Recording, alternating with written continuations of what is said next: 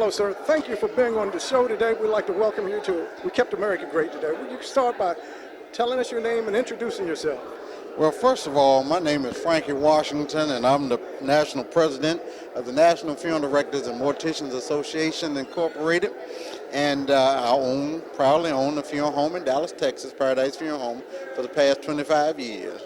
Okay. Wonderful, Frankie. Now, let me ask you something. Do you feel America is great? Well, I think we have great people in America. So with that being said, I think America is great and can be greater. Okay. Now, as far as like here today, what brought you out to this today? Well, my role in the organization is to, actually celebrate and expose our industry to a more broader international audience, and our impact and our input in the national conversation about stopping the violence and also exposing the reality of funeral service and our place in the history of funeral service. Now, as far as the contribution that the funeral services have made today, tell us a little bit about how they help make America great today. Well, yes, even back during slavery and segregation, our loved ones, of course, died like anybody else. But the unwillingness of other cultures to even touch or try to service our families was non-existent.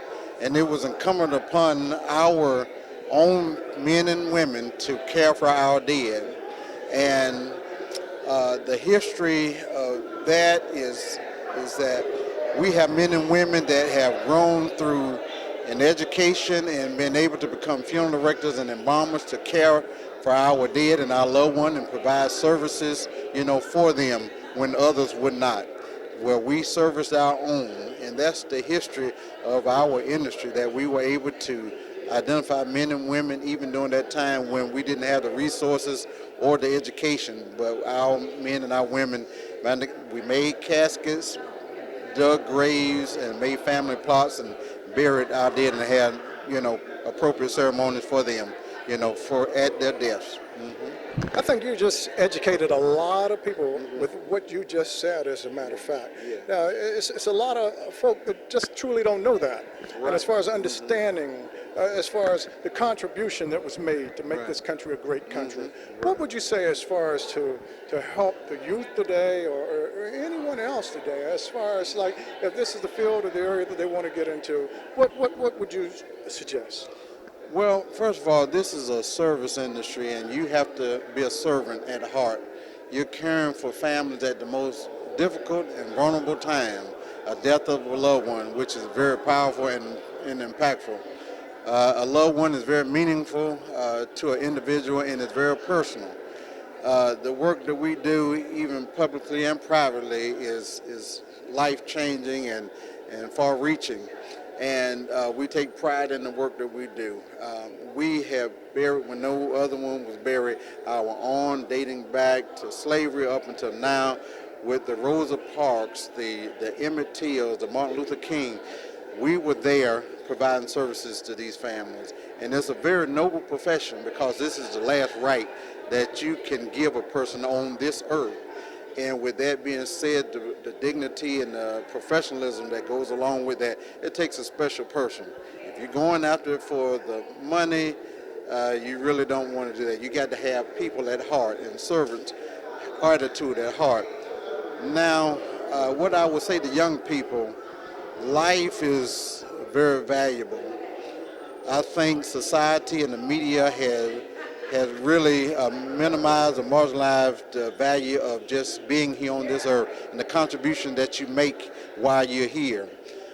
You see on movies and televisions that, killings and devastation in your community, proliferation of drugs and those things that end up tragically, either in incarceration or death.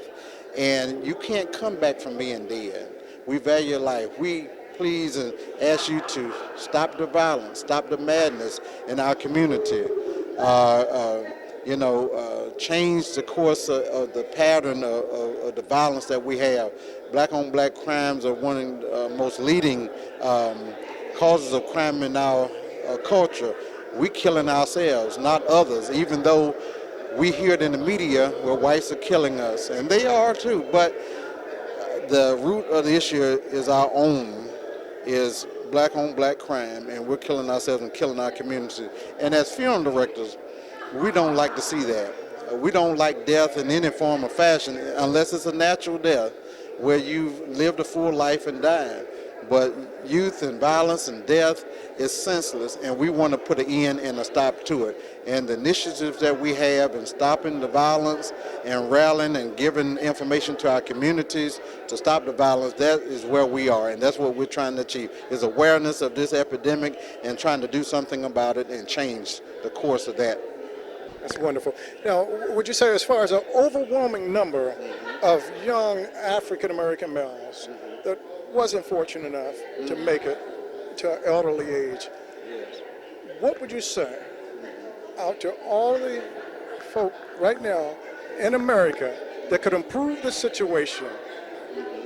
And as far as uniting and the passion to ignite us coming together as a people, what would you say? Well, I would say to them, just look at yourself. You're valuable not only to your family, but to society as a whole. Be the best you that you can be. Don't get caught up in the street life in that I can't do nothing but this. Don't use your background or your surroundings as a crutch to try to exceed and excel in life, because you are valuable and you're important, you're smart, and you can make a difference in this country, as so many others have done and paved the way for so many others and opened doors. And that should be considered before you do an action that is, will be harmful to you or anybody else. Remember the values that your parents taught or grandparents taught and influenced you. Your church environment is very important. Religion play a part of our culture that cannot be denied. And we ask you to look to your faith, look to your heart, and look to the higher power to influence you and make better decisions, because you can't come back from being dead. And the choices that you make will make a lasting impact on the course of your life and the course of others.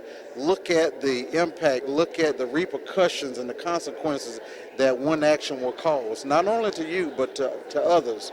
And it's important that we spread that message of hope to you and the hope for our community to do better, live better, and we do it better when we do it together, meaning that if we unite in this cause and this effort, we can make a great impact in the change in the society and the communities that we live in. And we implore you to join this effort in making and keeping America great. We thank you so much, and we thank you for the educational perspective that you've enlightened us with, viewers here, and for being a part of We Kept America Great. Thank you so much. Well, thank you for having me, and I've enjoyed this time together with you. And keep up the good work that you're doing. Thank you. Thank you.